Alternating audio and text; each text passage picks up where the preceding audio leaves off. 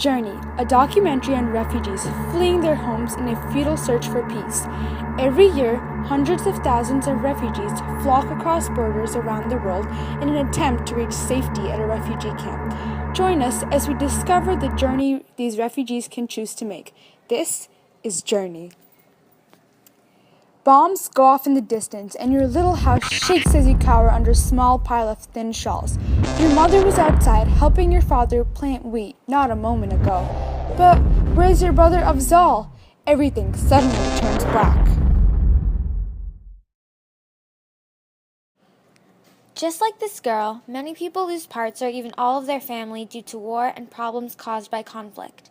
She now has to make a decision that could save or end her and her brother's life. Either they could stay in the ruins of the house or flee to the closest refugee camp. The trip itself is hard, with little to no food and water. It can take days, weeks, or even months to get to a refugee camp. They must surpass mountains, deserts, and are in great risk of being attacked by wild animals. Also, if you are discovered by enemies, they will not hesitate to end your life. If you do not have any of your passports or personal documentation, this will be a hindrance to get into the camps. Many people who are in this situation are internally displaced persons. They do not have a home or a safe place to stay. These people are stuck in their war-torn country. After a long journey, Afzal and Ruqayya make it to the refugee camp. But once there, her dreams of safety and total happiness plunge into a deep slumber. Also, ICRC, which stands for the International Committee of the Red Cross, they are able to supply little food packets and basic supplies, but there's often not enough for everyone. People must stand in lines all day for something as simple as a few small protein crackers. Women have to take care of many babies and children, which takes up most of their energy.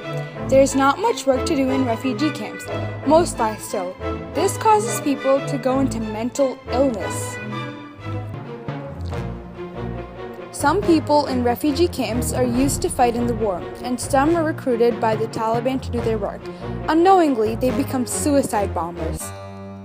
The majority of people in refugee camps are women and children. Most of them have little or no education and have lost almost all of their former possessions.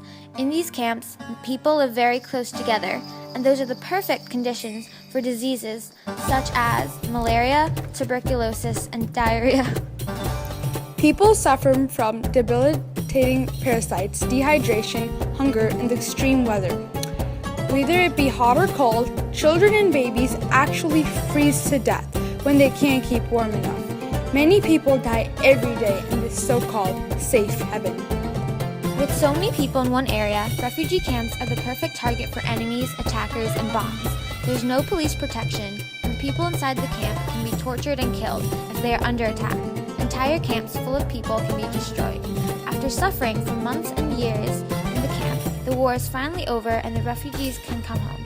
But this doesn't mean everything is back to the way life used to be for the refugees. During war, their country has lost half of its livestock. Homes have been destroyed, and many developments over centuries, like irrigation channels, have also been destroyed due to bombings. Are we really safe here? Days here, days here, days here, days here, days here, days here, days here.